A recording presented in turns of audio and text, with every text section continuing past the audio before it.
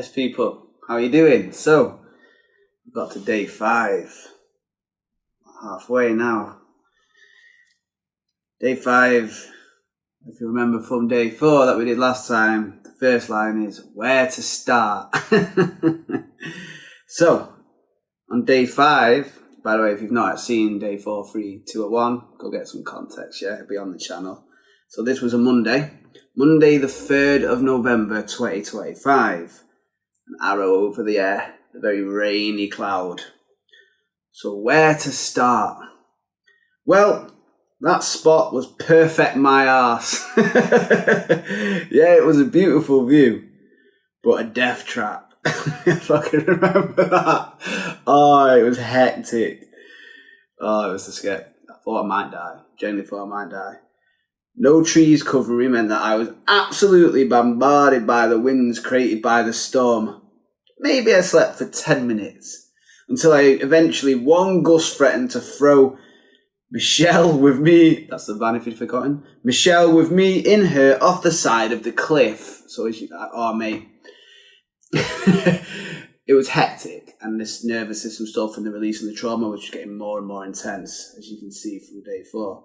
And then the van literally was like boom, boom. I'm a big Luton van, so it's just like the wind's just smacking it like it's a drum. And then I was like, should I move? This is fucking getting scary, man. I'm literally on the cliff edge here. I could just fall off. And then I started going boom, boom, boom. Fuck. The van is literally going to go flying. Right, so doing my best to remain centred. I made my escape just about 3 in the morning. I think my balls might still be up somewhere in my abdomen hiding. A shivering pair of plums. I'd have been excited if I wasn't fearing for my life. My mind even started its usual tricks of predicting some demented grudge woman blocking the way down. I remember that.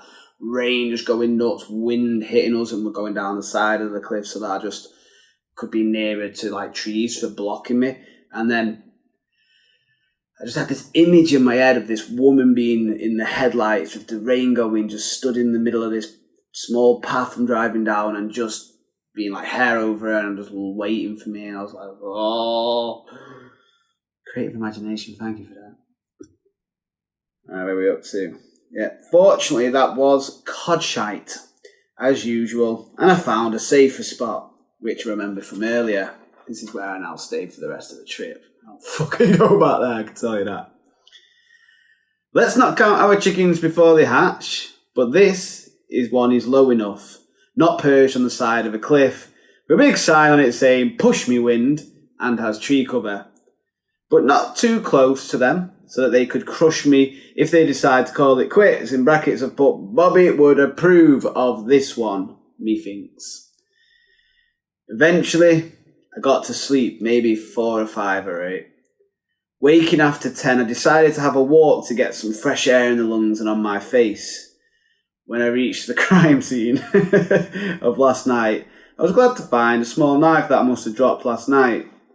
Thinking job's a good one, I made my way back down to the van. Next up, my second cold ass shower. I'm going to stop saying exclamation mark and just do what the exclamation mark's telling me to do. Procrastinating as much as I could, I finally plucked up the courage to fill a bucket with the last of the water from my first 25-litre jerry can. I stood on the van's tailgate and used a jug to pour almost frozen water onto my quivering naked body, shouting and wooting to the trees like a madman. Fucking cold. I remember we're in November up in Scotland right now. It's good for you though. I thought it would be an amusing sight for one human I'd seen for a couple of days. So one of the humans, I thought it would be an amusing sight for the one human I'd seen for a couple of days. The man driving a truck of logs who'd passed 10 minutes earlier on his way back. Alas, my pedic was for the birds only. Feeling refreshed as fuck, I decided I'd earn a cacao. As I drank, I asked the versions of myself from other realms to give me guidance and show me how to release some of the heaviness weighing me down. They didn't wait long to give you some I know that sounds a bit crazy. So I imagine that there's infinite realms, dimensions, whatever you want to call them, where we keep splitting off with every decision we made, and it's not bound by time or space. It's all interwoven into one ultimate reality. So they're going to resonate because their cellular structure and all the energies going through them are so close to you. You may as well call them you. You might just have one different hair. You might just have a hug for an arm. That's weird. But you know what I mean? Different clothes on. Some will be really different, but you've seen the multiverse sort of stuff in films. So sometimes I ask the versions of myself that have been through this before and learned the way out of it, what would you do? And then I let them speak, and it's comforting because it's versions of me that know me. I'm not crazy. My doctor tells me I'm not. I knelt on the meditation cushion as I had last night, and I felt my body calmly releasing trapped energy, then leant backwards, stretching my hips and thighs. Before remembering some TRE, which is traumatic release exercises, from Ola a while back at the old Transmute studio. Those were the days. I pushed my hips to the sky as I leant on my back and tightened my butt cheeks, abdomen and thighs as hard as I could, until eventually roars like a Viking berserker bellowed from my gut.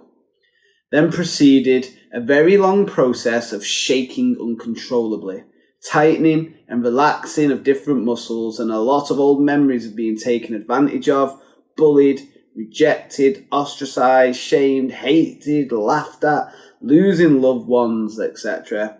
Some really difficult to be with memories. It's all trapped in the body. It all gets trapped in there when we resist the moment. Yet, it was an honour I felt, to be there for those younger parts of myself who had not been soothed and told that it's over now and they can let go and be free. After such an experience, I just curled up under the covers on my bed and fell asleep. Yeah, I was fucked after that. I remember last night as well, barely any sleep because of the precarious nature of the van rocking. I woke to a very cold van, so I decided to use Mr. Heater for the first time. Fuck me. What an ordeal. So, gone through all that, almost died of falling off a cliff. We've got the sensitized nervous system. These are panic attacks and energy releases all mixed into one.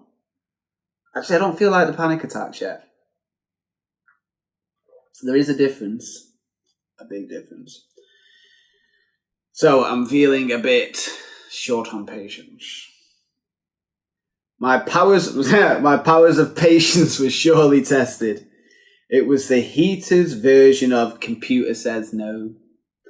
30 minutes may be me undercooking it, but on what I said would be my last try, its avoidant part left and its anxiously attached part took over. It actually fucking worked! I love how I've just projected human emotions onto a heater. I was so proud of myself, I really was. Although I was now already hot from all my exertions, the irony wasn't lost on me. But hey, now I could dry my wet towels at least, and it did work a treat. As Mr. Heater cooked the living shit out of the towels, I made, in brackets, by made, I heated up a tin. Lentil and tomato soup, one of Unicorn's finest. So that, to people who don't know what Unicorn is a lovely health store that's in Chorlton, Manchester, which I'll make the 20-minute trip so that I don't have poison on my food. Nice one. Poison not included. It was my first time trying that one, and if this trip doesn't kill me, hopefully no foreshadowing there in brackets, it won't be my last. Delish. That's what it literally says. With a couple of slices of sourdough bread, it was bloody lovely. Mr. Heater, in brackets, this is its branded name. I didn't do my usual trick of naming an inanimate object, which I tend to do, and had done a fine job of heating the van and toasting the towels. So it was time to turn the temperamental prick off for a bit and read some more Bhagavad Gita. Make myself laugh. Well, it was something Krishna said about letting go of Maya, the illusion of the natural world, and instead worshipping the divine presence within. I've had psychedelic trips that couldn't touch this experience. Wowee, as Alan Watts would say. Go check him out if you don't know Alan Watts. My third eye throbbed. The heat being generated made me take off all my top layers, and the energy was rushing through me like an adolescent on Grand Theft Auto. It was biblical. Fear and panic were rife once more, but on steroids. This could sound more like a panic attack. I had to release the energy somehow, without running half naked into the dark forest outside, so I made some immense sounds.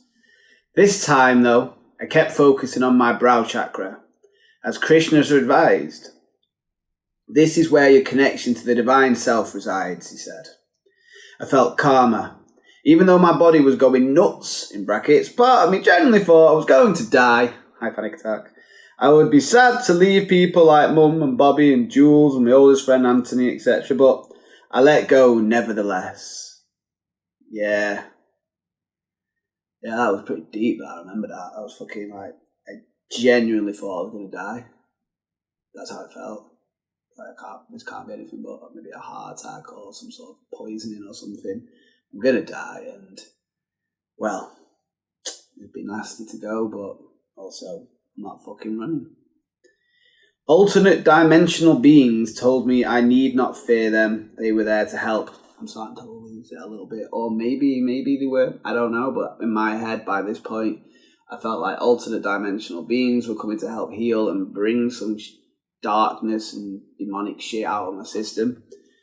The devil tempted me with riches, gorgeous women, and a life of happiness and peace. Brackets, if I just got up. Monsters threatened to tear open the van to devour me, but I was content to sit in my Atma, divine presence in brackets. It's weird, man, thinking about how my psyche was just completely in tatters. I just completely was like giving myself over to this. A level of intensity of how I feel can only be something where I'm transcending something. Maybe I fucking did because I'm a completely different person now, but this is what I've read. My head still feels dense now, but resistance doesn't help. So fuck it. Let's crack on. By this point, it was about 10:30 at night time, and my gut advised me against one of the tasty chilies I made last night. Instead, I just had a Red Devil apple, in brackets. I had to buy these, being a huge Man United fan. Couldn't help that, could I? Some macadamia nuts and a few dates, in brackets, which, although they taste banging, still remind me of cockroaches. So I didn't have them for ages. I lived in Australia, man. My ex's mum used to stand on cockroaches with bare feet. It used to go through me, and I just thought dates looked like them, but fuck a sweet from the store. This is nature's sweets, they're banging. Especially my Julie ones from Palestine, they're good. From Unicorn. Also, I realised that the eye is a great representation of the Brahman within Maya. Also, I realised that the eye is a great representation of Brahman within Maya. Yes, the surrounding parts of the eyes, with the beautiful colours and patternry, are what stands out, yet it is the dark, empty void at the centre which truly sees. Profound or nonsense, ... You decide. Oh, and Jules did get back to me with the yoga routine, so I can get cracking on with that tomorrow. Thank you, Jules. Then pain in my back, and especially the tension in my neck, really does get me down something rotten. One of my biggest worries is that it will never get any better, and in fact somehow get worse. No more phone now, though.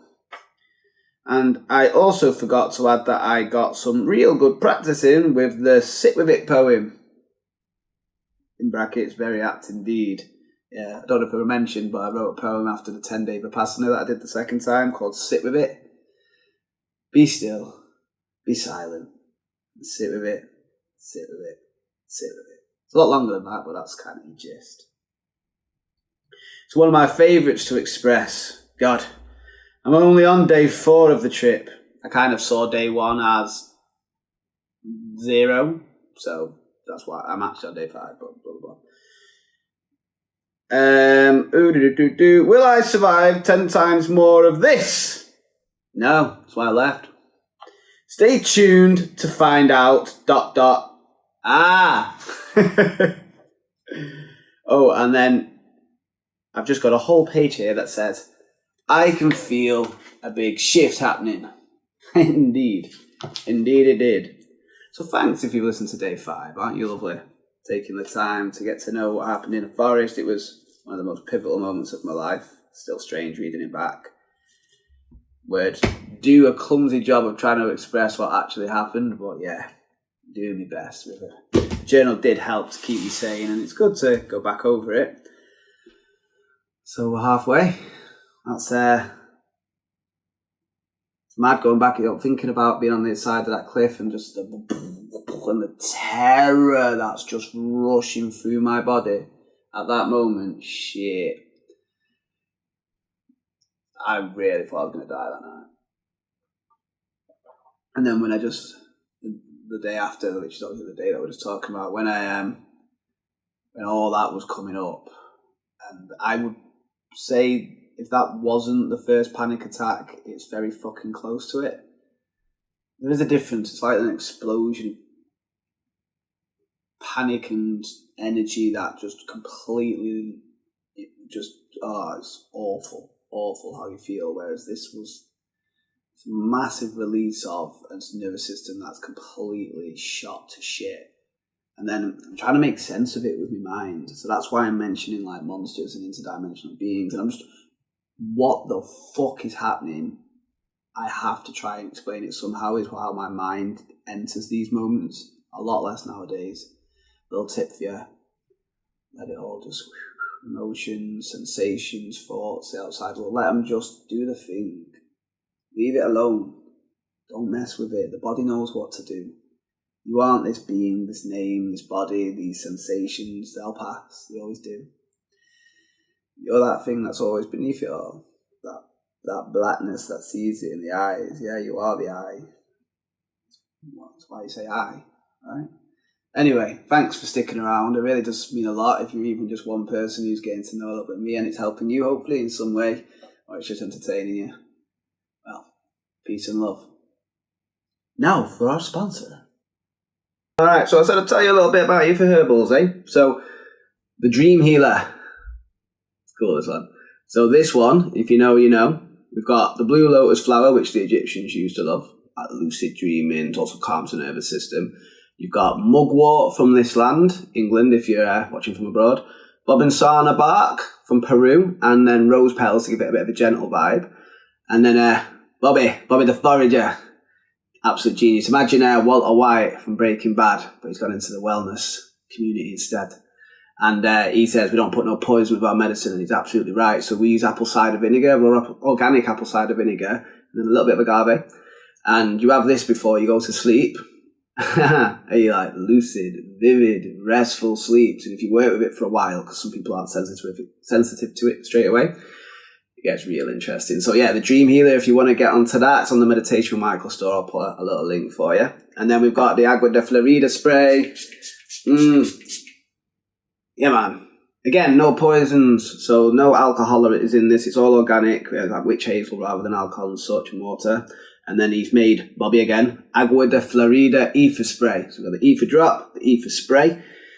Well, I mean, I can't make you smell it through the camera, can I now? So I'll take my word for it, but it's nice. So if you want one of these, feel free to go down to the store and we'll sort you right out. You'll be helping out a local business with local people. And you can go into the dream world, which you spend 8 hours a day if you're lucky doing, and then get your aura all nice and cleansed. Alrighty, till next time, peace and love.